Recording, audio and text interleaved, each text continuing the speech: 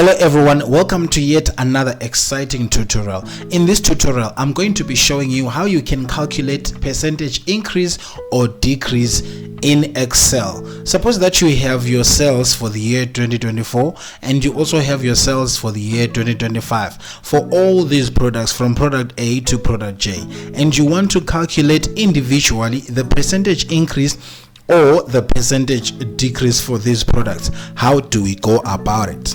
The first thing that I want to explain is the formula that we are going to use. I know that many people they get confused with this formula. So your formula is this one that is shown on the screen. So it's this year's sales minus last year's sales all over last year's sales multiplied by 100. So the multiplication by 100 is basically changing the decimal that you're going to get into a percentage. So let's dive in.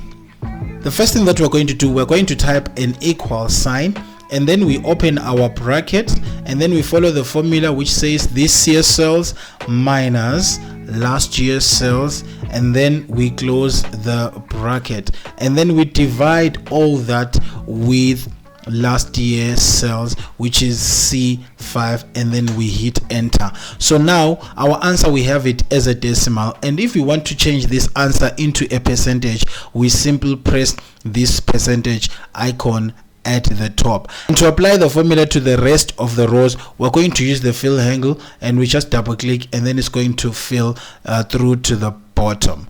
So now we can see that all our products have now either a percentage increase or a percentage decrease. Thank you so much for watching this video. Don't forget to subscribe, like and comment, and also click the notification button so that you don't miss any Excel tutorial that we post every day. See you in the next video.